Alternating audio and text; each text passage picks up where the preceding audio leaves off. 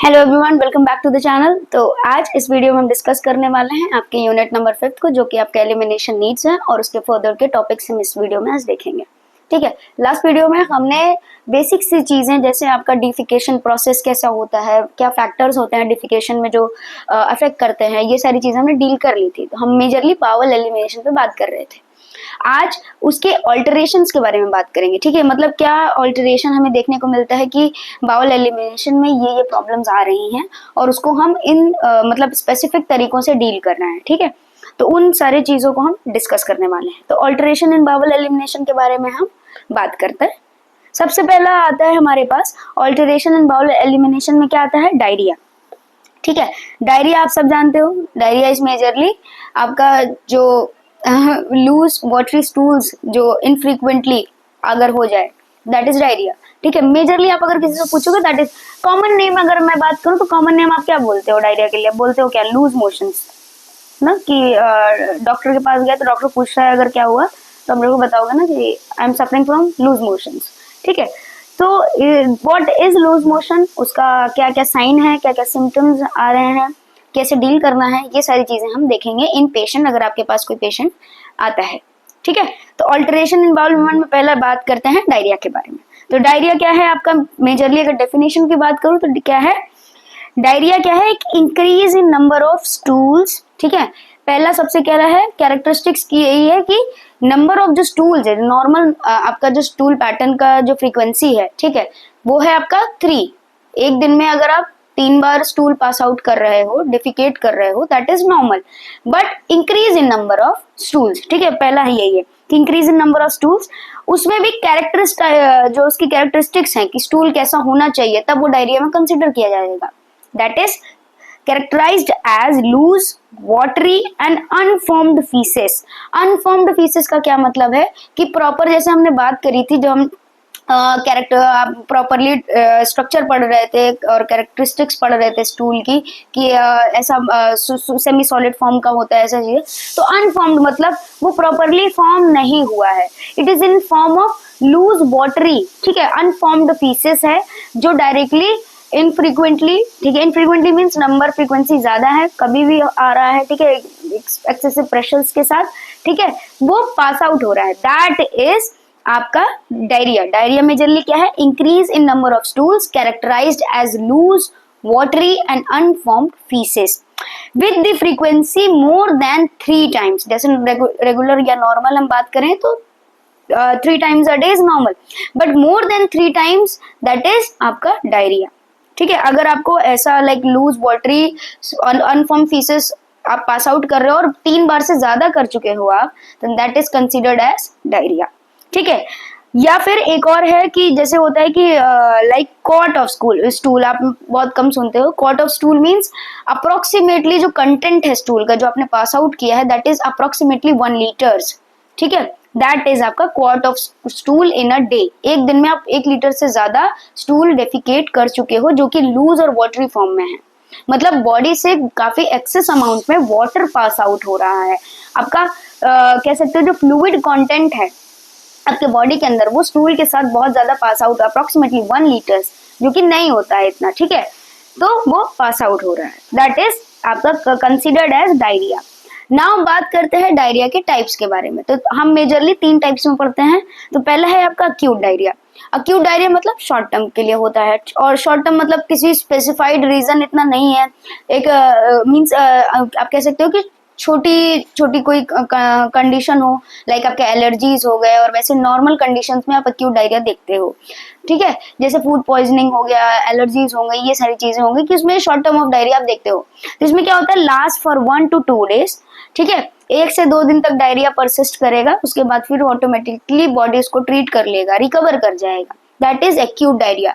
फिर भी वहां पर मीन्स उसका सीवियर फॉर्म ना क्रिएट हो, उस पर हम ध्यान देते हैं, और क्या बोलते हैं कि एक्सेस फ्लूइड बॉडी से एलिमिनेट ना हो पाए, इस वजह से हम उस पर ट्रीटमेंट अप्लाई करते हैं। ठीक है, तो पहला है acute diarrhoea. Next is prolonged diarrhoea. Prolonged मतलब अब जैसे नाम से है कि थोड़ा सा लंबा खिंचेगा, तो मतलब प्रोलॉन्ग मतलब मोर देन 2 days, अप्रोक्सीमेटली आप कह सकते हो 3 to 5 days और अ वीक। ठीक है, तो वो हो गया आपका प्रोलॉन्ग डायरिया। प्रोलॉन्ग डायरिया मतलब हो सकता है कि आपने 1 से 2 दिन इसको इग्नोर कर दिया, ट्रीट नहीं किया, और वो प्रोलॉन्ग फॉर्म में चला गया और वो अब बढ़ रहा है, जिसकी वजह से आप बहुत सारी कंडीशन या साइन एंड सिम्टम्स के साथ डील कर रहे हो, ठीक है, that is prolong diarrhoea. Then आता है आपका क्रॉनिक डायरिया। क्रॉनिक डायरिया क्या है? जो किसी क्रॉनिक डिजीज कंडीशन की वजह से हो, that is chronic diarrhoea.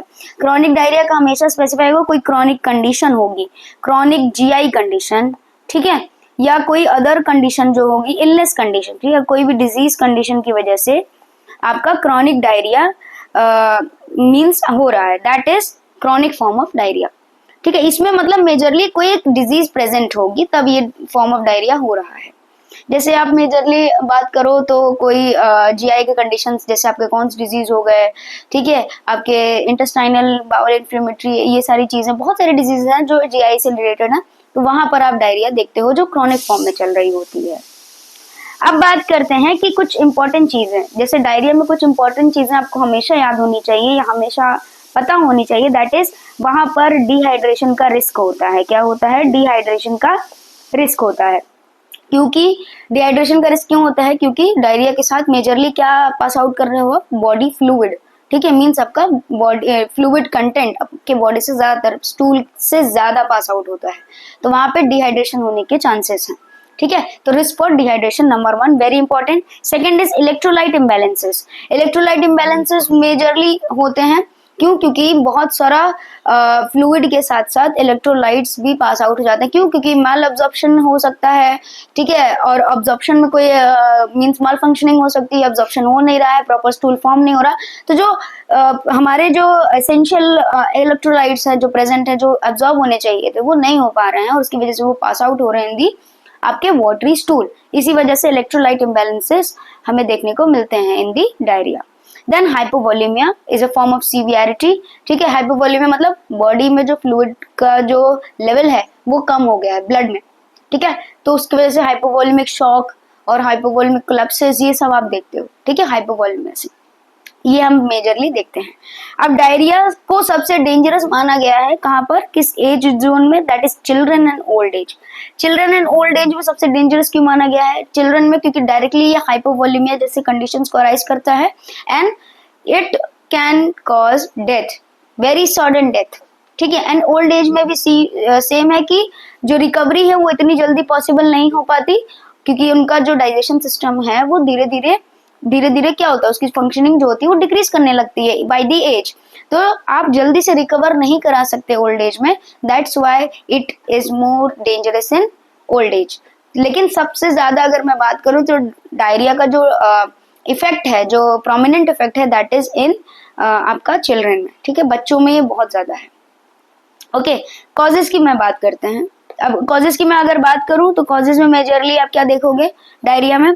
Irritation and inflammation of GI tract. Irritation inflammation of GI tract अगर आप विजुअलाइज करोगे तो आपको पता चलेगा, ठीक है, पर्सन इरिटेटेड रहेगा, वो सारी चीजें।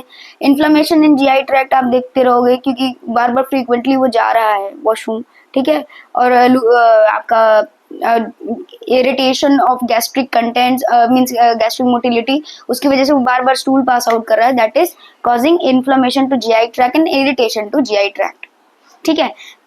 अब मींस कोई हो गया, ठीक है। देन उसके बाद जीआई इन्फेक्शन या फूड पॉइजनिंग जैसी कंडीशन हो तो वहां पर हम देखते हैं कि मेजरली ये कॉज की वजह से हो रहा है, स्टूल पास आउट हो, मतलब कोई इन्फेक्शन हुआ, मींस कह सकते हो आप कोई अनहाइजीनिक फूड हो, ठीक है, और या फिर मींस अनप्रोसेस्ड फूड हो, ठीक, मींस या ज्यादातर प्रोसेस्ड फूड हो, रॉ फूड हो, ये सारी चीजें जिसकी वजह से इन्फेक्शन हो सकते हैं, जैसे आपके टाइफाइड हो गया, आपके कॉलेरा हो गया, ये सारी चीजें। Then food poisoning, of course आप जो भी अगर अनहाइजीनिक खाना खा रहे हो या हो सकता है कि आप जो फूड पैक्ड फूड खा रहे हो एक्सपायरी हो, बहुत सारी चीजें ऐसी हैं जिसकी वजह से हो सकता है। Then highly oily and spiced foods, highly oily and spiced food, उसकी वजह से अब्जॉर्प्शन में थोड़ा सा एरर मींस इन फंक्शनिंग होती है कि एब्जॉर्प्शन अच्छा नहीं हो पा रहा है, फंक्शनिंग में प्रॉब्लम होती है, तो वहां पर डायरिया हमें देखने को मिलता है। Then next is allergy. Allergy of course, allergy की वजह से जैसे आप कोई फूड कंटेंट खा रहे हो जो आप एलर्जिक हो, जो आप टॉलरेट नहीं कर सकते, फूड इंटॉलरेंस कॉज हो रहा है, ठीक है, आपको जैसे बहुत लोग लैक्टोलोज से होते हैं, ठीक है, और बहुत लोग सेलुलोज से होते हैं कि वो नहीं वो डाइजेस्ट कर पाते, तो उसकी वजह से उनको डायरिया जैसी कंडीशन होने की चांसेस हैं। देन मेडिकेशंस, जैसे कुछ मेडिकेशन हो गए जो जैसे आपके मेजरली एंटीबायोटिक्स, ये सारी चीज़ें जो गैस्ट्रिक इरिटेशन कॉज करती हैं। तो गैस्ट्रिक इरिटेशन की वजह से एब्जॉर्प्शन अच्छे से नहीं हो पाता और डायरिया जैसी कंडीशन हमें देखने को मिलती है। Okay, then disorders of digestion and absorption, कोई डिसऑर्डर हो पहले का जिसकी वजह से लाइक डाइजेशन में डिसऑर्डर है, ठीक है, आपके एब्जॉर्प्शन में कोई डिसऑर्डर है, आपके जो एंजाइम्स वर्क कर रहे हैं वो अच्छे से काम नहीं कर रहे हैं, बाइल जूसेस आपके अच्छे से काम नहीं कर रहे हैं, ये सारी चीज़ें, तो वहाँ पे हमें डायरिया जैसी कंडीशन देखने को मिलती है। Okay, then high emotional stress and anxiety, psychological conditions या आप कह सकते हो जो आपका मेंटल स्टेटस है वो भी इम्पैक्ट करता है आपके जीआई के फंक्शनिंग को, ठीक है। तो हाई इमोशनल, आपके स्ट्रेस, एंग्जाइटी, ये सब आपका क्या गैस्ट्रिक इरिटेशन बढ़ा देते हैं, गैस्ट्रिक मोटिलिटी बढ़ा देते हैं, इसकी वजह से अब्जॉर्प्शन में एरर क्रिएट होता है, इनफंक्शनिंग क्रिएट होती है, मल फंक्शनिंग, तो ये सारी चीज़ें क्या करती हैं, आपका डायरिया कॉज करने के केपेबल है। देन फूड इंटॉलरेंस, जैसे हम बात कर चुके हैं कि किसी भी फूड से अगर वो इनटॉलरेंट है तो पर्सन डायरिया मीन्स सफ़र करता है। Then next is surgical procedures. Surgical procedures की अगर मैं बात करूँ, सर्टन कुछ सर्जिकल प्रोसीजर हुए हों जिसकी वजह से डायरिया कॉज हो सकता है। क्यों, जैसे नॉर्मली अगर बात करूँ, कोई पेशेंट आपके पास है, उसकी कोई सर्जरी हो रखी हो तो वो हाई ऑन मेडिकेशन होगा, हाई ऑन कुछ रेस्ट्रिक्शंस होगा कि आपको ये डाइट लेनी है, वैसे लेनी है, तो वहाँ पर भी पर्सन कहीं ना कहीं कुछ चीज़ों से मीन्स लाइक इम्पैक्ट करती हैं और स्ट्रेस होता है और बहुत सारी चीज़ें होती हैं जो इम्पैक्ट करती हैं पेशेंट को, और गैस्ट्रिक जो फंक्शनिंग है, ठीक है, जो आपके आपके गैस्ट्रोइंटेस्टाइनल फंक्शनिंग है, वहाँ पे इरिटेशन क्रिएट हो सकता है और की वजह से डायरिया हमें देखने को मिलता है। देन लैक्सेटिव इनटेक, लैक्सेटिव आप जानते हो बहुत नेचुरल सी चीज़ें हैं, जैसे आप खाते मीन्स आप खाते हो, जैसे आपने कोई लैक्सेटिव लिया, जैसे साइलियम हक्स, जैसे आपने मेजरली घर में देखा होगा कि आप कई लोग साइलियम हस्क लेते हैं सुबह सुबह, जो कॉन्स्टिपेटेड होते हैं, मेजरली वो लोग लेते हैं, ठीक है। तो साइलियम हस्क अगर ज़्यादा आप एक्सेसिव ले रहे हो तो एज ए लैक्सेटिव वो काम करता है, ठीक है। तो वो actually this is stool softener, तो स्टूल सॉफ्टन करने के बजाय हो सकता है वो आपके कहीं डाइजेशन में या एब्जॉर्प्शन में कहीं ना कहीं वो एक बैरियर का काम करे, उसकी वजह से डायरिया जैसी कंडीशन आपको देखने को मिले, ठीक है। अब बात करते हैं साइन एंड सिम्टम्स। तो आप क्या देखेंगे साइन एंड सिम्टम्स में कि अगर किसी पेशेंट को डायरिया है तो आप कैसे रिकॉग्नाइज करोगे। सबसे पहला है कि लूज स्टूल होगा, ठीक है। सबसे पहला क्या है कि लूज स्टूल होगा विद एब्डोमिनल क्रैम्पिंग। क्या होगा? Loose stool with abdominal cramping, मतलब कहते हैं ना कि जब स्टूल पास आउट करेंगे तो एब्डोमिनल क्रैम्प्स भी देखने को मिलेगा, ठीक है। देन एब्डोमिनल पेन, अगर पर्सन जैसे डायरिया से मीन्स है, सफ़र कर रहा है, तो वहाँ पे आप देखोगे उसके पेट में दर्द रहेगा, वो कंप्लेन करेगा कि that he has abdominal pain. क्यों? क्रैम्पिंग होती रहती है, क्योंकि इंक्रीज जीआई मोटिलिटी होती है, जो जीआई की मोटिलिटी है वो बहुत ज़्यादा बढ़ जाती है, इसकी वजह से क्रैम्पिंग्स और एब्डोमिनल पेन बहुत कॉमन है। देन ब्लोटिंग ऑफ कोर्स हम देखेंगे, ठीक है, ब्लोटिंग होती है क्योंकि आपका जो डाइजेशन और अब्जॉर्प्शन का प्रोसेस है वो सही से नहीं हो रहा है, इसलिए ब्लोटिंग हमें देखने को मिलेगी। Then nausea and vomiting, of course possible है कि पर्सन बहुत नोजिएटेड रहे और या फिर वॉमिटिंग हमें एपिसोड्स ऑफ वॉमिटिंग हमें देखने को मिले। Then urgency to defecate, of course loose motion में हमने सबसे पहले ये है कि बार बार उसको जाना पड़ सकता है, बहुत अर्जेंटली जाना पड़ सकता है, क्योंकि अगर पर्सन शायद अगर कई बार ऐसा होता है कि वो आपने देखा होगा पेशेंट पास आउट कर देते हैं एंड देन फिर वो एम्बैरेंस फील करते हैं, बट उनका वो मीन्स वो उनकी तरफ से नहीं है, वो ऐसा नहीं करना चाहते, वो due to the natural process या आप कह सकते हो due to the natural pressure created during the diarrhoea, जो इंक्रीज जीआई मोटिलिटी, उसकी वजह से जो डेफिकेशन है वो हो जाता है, ठीक है, डिफिकेट कर जाते हैं, वो अर्जेंसी बहुत बढ़ जाती है, ठीक है। देन फीवर एंड फटीगनेस हमें देखने को मिल सकता है, अगर जैसे हमने बात करी कि फूड पॉइजनिंग है या कोई इन्फेक्शन की वजह से, तो ऑफकोर्स फीवर होगा, कॉलेरा जैसे, ठीक है। एंड फटीगनेस ऑफकोर्स क्योंकि बॉडी से फ्लूइड का लॉस हो रहा है और बार बार person means stool pass out कर रहा है, तो फटीगनेस ऑफकोर्स हमें देखने को मिलेगा। एनोरेक्सिक रहेगा, ठीक है, वो कुछ खाना पीना पसंद नहीं करेगा, बहुत फटीग रहेगा, रेस्टलेस रहेगा। सीवियर कंडीशन में ब्लडी स्टूल्स हमें देखने को मिलेंगे। सीवियर कंडीशन में क्या देखने को मिलेगा हमें? ब्लडी स्टूल्स, ठीक है, लाइक कि जीआई ट्रैक्ट में जो लोअर जीआई ट्रैक्ट हैं जो हमारे, हो सकता है वहाँ पे कोई इरिटेशन कॉज हो गई हो due to frequent passing out of stool, इस वजह से हमें वहाँ पे ये देखने को मिलेगा ब्लडी स्टूल्स, जिसको हम कहाँ पे रिकॉग्नाइज कर सकते हैं, ऑकल्ट ब्लड में, ये हमने बात करी थी last time. Then nursing management. अब वहाँ पे हम क्या करेंगे, जब हमारे पास कोई पेशेंट आएगा कि हमें डायरिया है या हम लूज मोशन से प्रभावित हो चुके हैं, ठीक है, तो अब वहाँ पे क्या करोगे? अगर कोई पेशेंट आपके पास आता है यानी कंप्लेंट्स फॉर लूज मोशन और डायरिया, तो आप क्या करोगे? तो नर्सिंग मैनेजमेंट क्या है, सबसे पहले आपको करना है replacement of fluid and electrolytes. सबसे पहले आपको क्या करना है, replacement of fluid and electrolyte. ये 2 फॉर्म में आपको करना है। अगर सीवियर नहीं है तो आप ओरली आप फ्लूइड को रिप्लेस करने की कोशिश करोगे, that is ORS। ORS is oral rehydration salt, ठीक है, ये आप दोगे, ठीक है। आप ORS को सबको पता, और and ORS is very important. ORS आपका बहुत इंपॉर्टेंट है, ठीक है, इसको हम डिटेल में डिस्कस करेंगे, ठीक है। ओरली आप क्या अप्लाई करोगे, ORS। अगर सीवियर नहीं है, माइल्ड टू मॉडरेट है, और अगर सीवियर है तो वहाँ पे आप तुरंत ही क्या स्टार्ट करोगे, इंट्रावेनस आप क्या करोगे, IVF मीन्स इंट्रावेनस फ्लूइड्स, ठीक है। मेजरली आप IV फ्लूइड्स स्टार्ट करते हो, ताकि पेशेंट का जो फ्लूइड कंटेंट है वो जल्दी से रीगेन कर पाए, रिकवर हो पाए पर्सन, ठीक है। क्योंकि एक्सेस फ्लूइड लॉस की वजह से या सीवियर कंडीशन में पर्सन शॉक में जा सकता है, हाइपोवोलेमिक शॉक जो हमने बात करी, ठीक है, पर्सन कोलैप्स हो सकता है, ये सारी चीज़ें, ठीक है, to prevent shock and collapse, ठीक है। इसीलिए अगर माइल्ड टू मॉडरेट है तो हम ओरली मीन्स ORS के लिए जाएंगे, और अगर ज़्यादा severe condition means moderate to severe condition पे है तो देन हम we will go for intravenous fluids, ठीक है, ये थेरेपी हम देंगे। दूसरा हम क्या करेंगे, small and frequent feeding of bland diet. अब ये नहीं है कि आप फ्लूइड चला रहे हो और पेट खाली रखा हुआ है, ठीक है, क्योंकि बार बार स्टूल जा रहा था तो उसको खाने का मन नहीं कर रहा, उसने कुछ खाया नहीं है, पेट खाली है, उसकी वजह से GI मोटिलिटी और बढ़ेगी, एसिड प्रोडक्शन और होगा, और वो और ज़्यादा इरिटेट करेगा GI ट्रैक्ट को। इसी वजह से स्मॉल फ्रीक्वेंट ब्लैंड या ब्रैट डाइट हम देते हैं इन डायरिया, ठीक है। ब्लैंड मीन्स आपका एकदम no oil, no spice, no excess sugar, no excess salt, कुछ भी नहीं, एकदम सादा, खिचड़ी जैसे आप कहते हो खिचड़ी दे दो, ठीक है, लूज मोशन मेजरली आप सुनते हो, खिचड़ी दे दो, बनाना दे दो, एकदम फ्लैट डाइट जैसे आप कहते हो ना, प्लेन डाइट, दैट इज, ठीक है। हम मेजरली हम ये मीन्स ये अप्लाई करते हैं कि हम सेमी फ्लूइड मीन्स या सेमी लिक्विड डाइट पर्सन को दें, ताकि उसके फ्लूइड कंटेंट भी बॉडी का बना रहे, ठीक है, और उसका जो आपका जो पेट का है वो भी, ठीक है। तो इसीलिए हम स्मॉल फ्रीक्वेंट फीडिंग देते हैं ब्लैंड डाइट की, और या फिर ब्रेड डाइट की। ब्रेड डाइट इज आपका banana, rice, apple sauce and toast, ठीक है, ये हम देते हैं।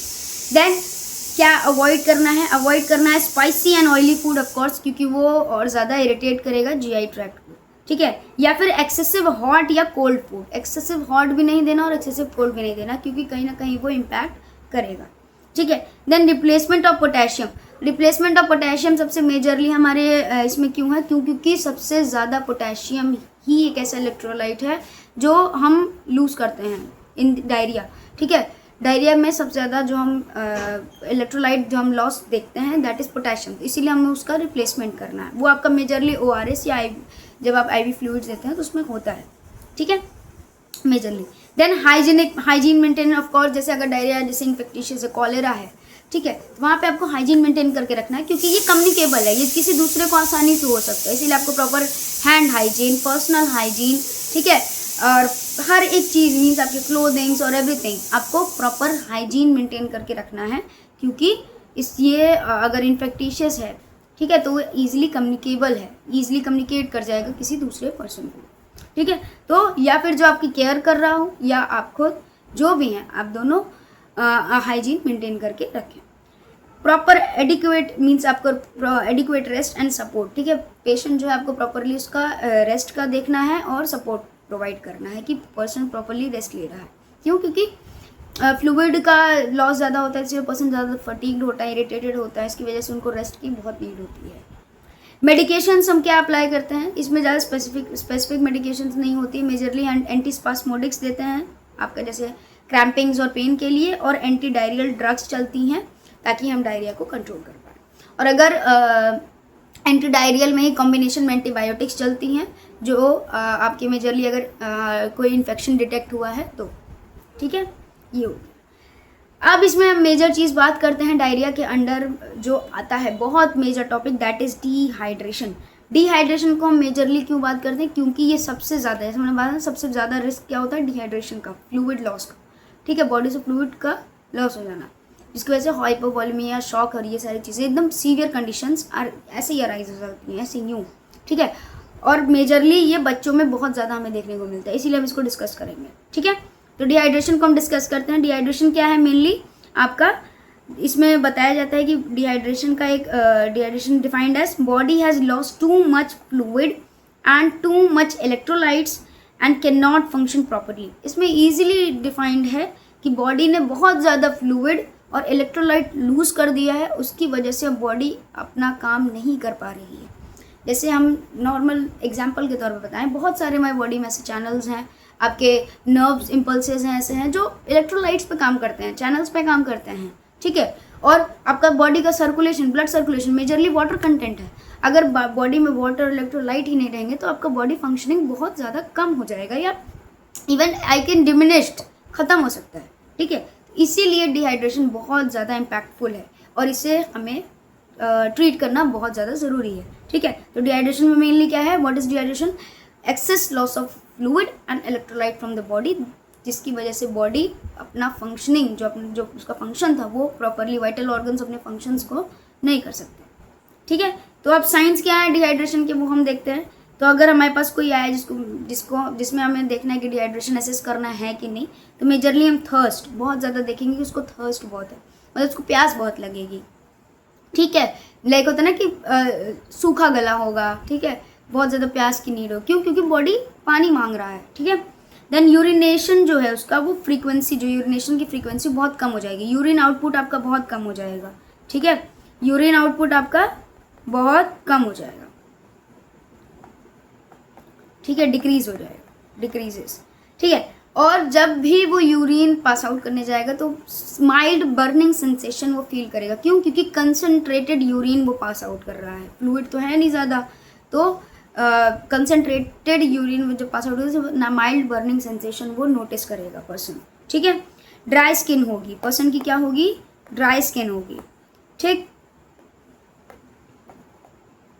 देन नेक्स्ट इज फटीगनेस हमें देखने को मिलेगा बहुत ज़्यादा, मतलब पर्सन बहुत ज़्यादा फटीग्ड होगा, एकदम रेस्टलेस होगा, ठीक है।